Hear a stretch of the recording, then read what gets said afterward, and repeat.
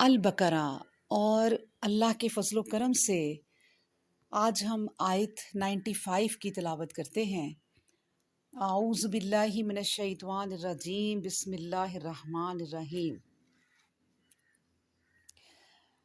وَلَنْ يَتَمَنَّوْهُ أَبَدًا بِمَا قَدَّمَتْ أَيْدِيهِمْ وَاللَّهُ عَلِيمٌ بِالظَّالِمِينَ۔ ولن اور ہرگز نہیں، یتمناؤہ وہ تمنا کریں گے اس کی، ابداً کبھی بھی، بما اس وجہ سے کہ جو قدمت آگے بھیجا، ایدیہم ان کے ہاتھوں نے، واللہ اور اللہ علیم خوب جاننے والا ہے، بالظالمین ظالموں کو۔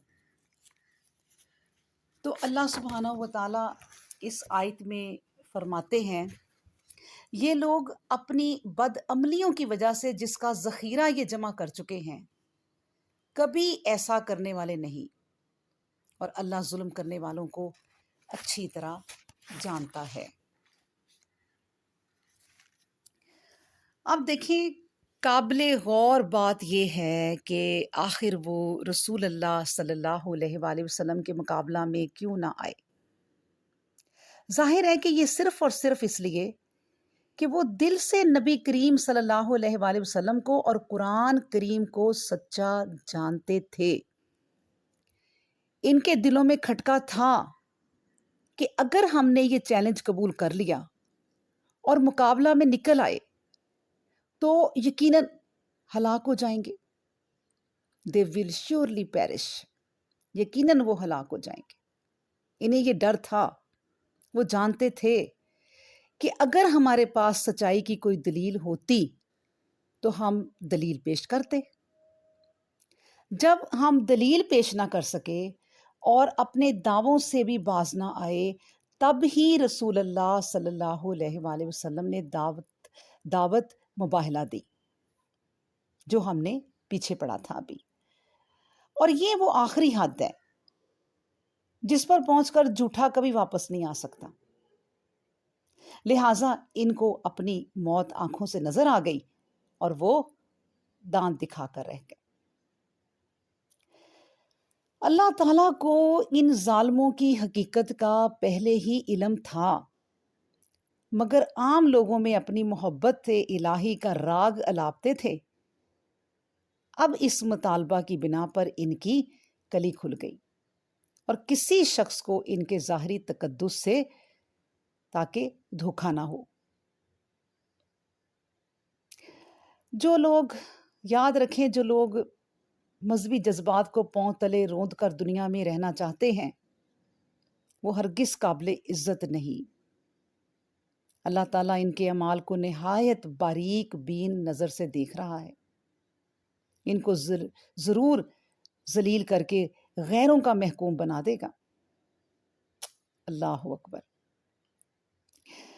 اب اس آیت کے ذریعے ذرا تجزیہ کر کے دیکھیں کہ ان آیات کریمات میں علماء یہود کی کیا خرابیاں تھیں۔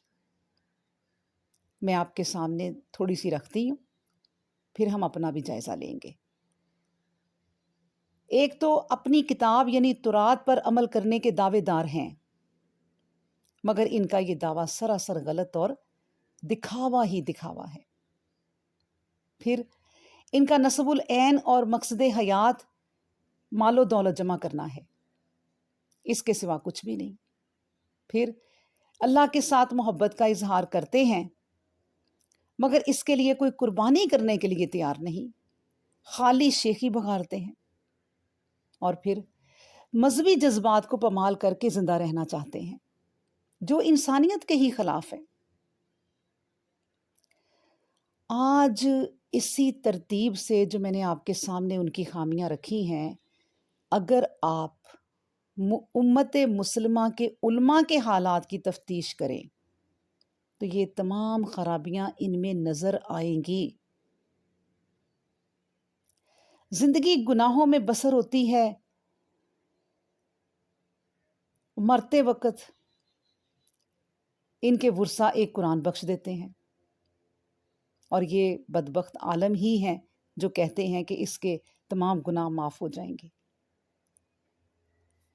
دعویٰ تو اسلام کا ہوتا ہے، مگر عملاً وہ اپنے بزرگوں اور پیروں اور ان کے غیر مستند اقوال کو مذہب بنائے بیٹھے ہیں۔ اللہ اکبر! ایک آدمی سال بھر نماز ادا نہیں کرتا اور جمعۃ الوداع کے روز وہ 2 رکعت قضائے عمری کی نماز پڑھ لیتا ہے، تو اس کی تمام نمازیں معاف ہو جاتی ہیں۔ اللہ اکبر! شادی اور موت کے وقت جن رسوم کو جائز قرار دیا جاتا ہے وہ سب کی سب مسلمانوں نے عجم سے مستعار لی ہیں اور صرف روپیہ کمانے کی خاطر ان کو مذہبی رنگ دے دیا ہے۔ اگر اللہ سے محبت ہوتی تو وہ اپنی زندگیوں کو اشاعت اسلام کلمہ حق کے لیے وقف کر دیتے اور مذہب کو کم سے کم ایک دکانداری اور کاروبار نہ بنا لیتے۔ گویا آج قوم مسلم کے علماء ماشاءاللہ علماء یہود کے بھی کان کاٹ گئے ہیں۔ اور یہ کیسے ممکن ہو سکتا ہے کہ یہود تو انہی بد اعتدالیوں اور مذہبی خرافات کی بنا پر اللہ کی لعنت کے مستحق ہوں اور مسلمانوں کے لیے ساری راہیں کشادہ رہیں۔ اللہ اکبر! میں آپ کے سامنے مولانا حالی کے یہ چند شعر رکھتی ہوں۔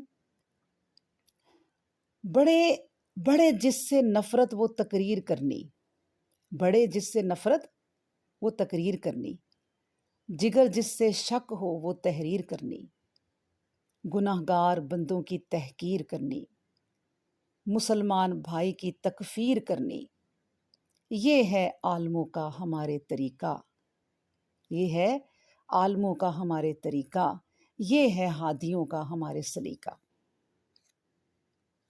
اور اس نظم کا ایک آخری شعر بھی سنا دیتی ہوں، باقی اگر آپ کو شوق ہے تو یہ مولانا حالی کی پوری نظم پڑھیں۔ تو وہ دین جس سے توحید پھیلی جہاں میں، وہ دین جس سے توحید پھیلی جہاں میں، ہوا جلوہ گر حق زمین و آسمان میں، رہا شرک باقی نہ وہم و گماں میں، وہ بدلا گیا آ کے ہندوستان میں۔ ہمیشہ سے اسلام تھا جس سے نازاں، ہمیشہ سے اسلام تھا جس سے نازاں، وہ دولت بھی کھو بیٹھے آخر مسلمان۔ اللہ تعالی ہمیں آیت کو پڑھنے، سمجھنے اور سمجھ کر